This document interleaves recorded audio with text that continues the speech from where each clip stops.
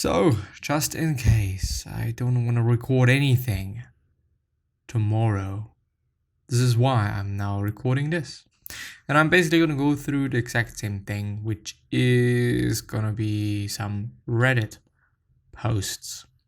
I don't necessarily feel like recording now, but I know that maybe it's also going to be the case tomorrow. So I think that it is a bit smarter to do something right now. And, now while the day is ending quite. But yeah. Anyway.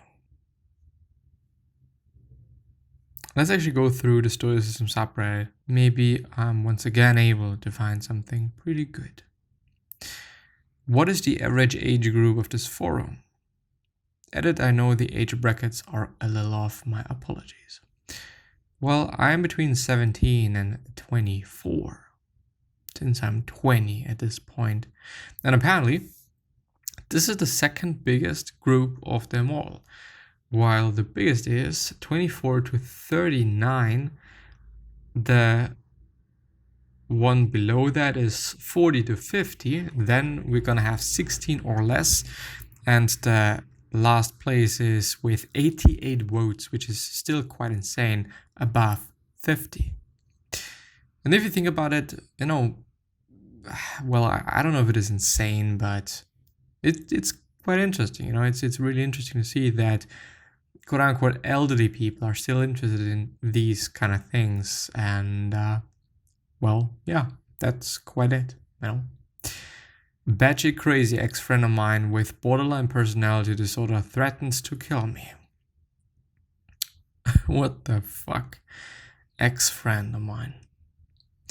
How much do most people stop and check their thoughts? How much do most people... Well, this is an interesting question, also in terms of how it was written. Anyway, this is something I do a lot more naturally than I used to, and me doing it all the time naturally makes me more aware of when it seems like other people don't do it. A good recent example is when my parents and I were driving home from somewhere. It's probably 9 or 10 p.m. and there's some people doing construction on the interstate. Makes sense and do it at night when it is less busy. So a few lanes were closed. My dad starts complaining about this, how people are stupid construction. They're always doing construction everywhere.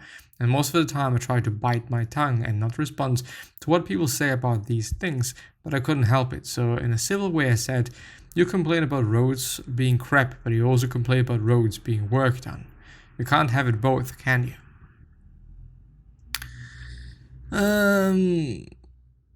You can't have it both ways, can you? And the construction isn't even affecting us, is it? Like I said, it was late, so even with multiple lanes closed, traffic wasn't slowing or piling up at all, and he just responded with, well, no, but the fuck is going on? This point kind of flies are everywhere. Well, not everywhere, but they apparently show up again, since weather is getting warmer and stuff, and it is not necessarily something that I like. They piss me off.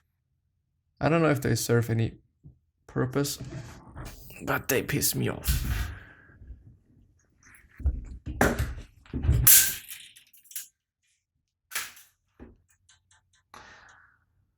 Well, anyway, but things like this really make me kind of surprised. Like, do, quote unquote, most people really just let their initial reactions to things just fly unchecked? It would be easy in this situation for my dad to feel frustrated, less annoyed, and much happier to say, I hate construction. Wait, that is actually good that they're doing it late at night so people aren't slowed down on their way to or from work. I'm thankful that there are people who are willing to work this late just to make everyone else's lives a bit easier. And normally road construction slows down traffic, but even with multiple lanes closed, we are still flying as if there is no work being done at all. And they are fixing the crappy roads. Win, win, win. What am I doing getting annoyed at this? There's nothing to be annoyed at. It just seems sort of self rightist to think, wow, I'm only 22 and I'm able to stop and challenge my thoughts. I love it and it makes me happier and more mindful. But there's 50 plus year olds who haven't learned how to do this. But isn't this the reality of the situation? Of course, I'm not perfect though. Do most people just let their thoughts drag them around unchecked all day, every day? Well, I do think a ton of people, and I kind of can relate to that. And I also can relate to the thought of, okay, I don't want to act as if I'm just the greatest person and whatnot, but sometimes I just really feel like, why are people complaining about certain things, but also like why people just don't fucking think sometimes. It can really be pissing me off, and not to the degree of some other things, but it's just interesting to me. It's just interesting, plainly fucking interesting to me, why and or how certain things can be the case, if you know what I mean. Like, it really is interesting. It really surprises me from time to time, but well, yeah, let's actually see what the comments are saying. Daily reflection and stoic mindfulness makes a big difference in my life. If I stop reading the Stoics for a week or two, I become less happy and drown in passions. What is on your nightstand? Discourses by Epictetus is my main prescription. I'll have to check that out. Good one, apparently relatively easy to understand, which, at least at my point of view, is not the case for Meditations by Marcus Aurelius, as I've been going through it, and I guess that, well, I don't guess, but I know that there are multiple translations of that, and so many people have translated it that I'm not quite sure what the best one is in terms of just understanding things. Maybe you actually have to go through multiple ones to understand the whole piece, but I should actually check that, by the way. But I really, really, really, really had a hard time understanding everything that I was reading as I've been going through this translation that I found. Actually, probably of archive.org, since it's been free, and or just some other free site where it's hopefully been legal to download the book. Anyway, negativity can be addictive. It feels empowering to let your emotions, particularly the negative ones, take the reins and express themselves. On the other hand, it takes work and focus to rein that in. Some people never do it as a consequence, but let me be clear. Your negative emotions are lying to you. They do not empower you, but enslave you to them and to the circumstances that serve as their source. What also happens if you're critical to others, you're strengthening your internal critical voice, period. That means it's going to come back and bite you in the ass when you make a mistake or need self-compassion. Those critical grooves will be well worn and the go-to for self-talk. Yeah, I'd say so as well. And something that I kind of realized in terms of self-talk is the more you have certain things around you, the more you consume certain things, the more it's probably also going to be reflected in your self-talk. I mean,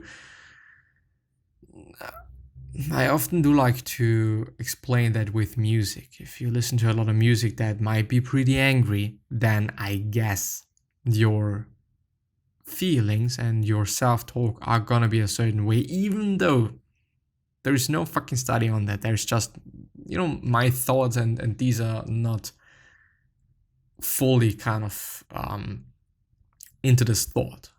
It's when it comes to music, it is like 50-50 chance, and I am not quite sure about it. But when it comes to I think books and movies and series and all of these things that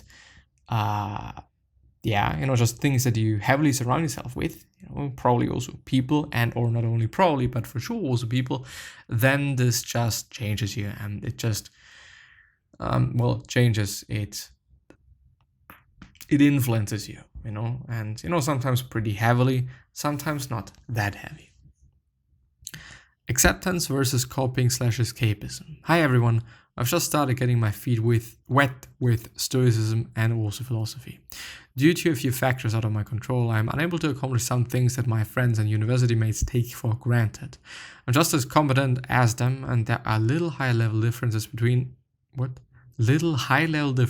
us other than this detail about our lives. Regardless, they will enjoy a quality of life vastly superior to mine. I am grateful for what I have, but it stings thinking about the difference in outcomes. Sorry if this is a little vague, but I'm not comfortable sharing much more at this time. I like to think that I'm rational, understand that I have no choice but to accept the hand I was dealt. Well, maybe it is kind of due to color, skin color, maybe it's due to religion, maybe it's due to some other things that really do apparently matter in certain areas, certain countries and what, then you just can't do anything about it. But yeah, I think that this is just something to accept, and it is something to live with, even though it is fucked up, especially when it is about like religion and looks and all of those things, because they don't really matter. Like if it is about your competence and a lot of jobs and or centers of life are surrounded or around competence and just being good or what the fuck you're doing, then it's just some bullshit. But as this person said, I think one really just has to accept that it is what it is in the end, and well, you can't do too much about it unless you can do something about that, and then it is pretty advisable to do so as well. What drives you to this forum? To be more disciplined, to accomplish goals, self-confidence, others. I would rather go for self-confidence, to be honest. Well, to be more disciplined is the biggest one, apparently, for people.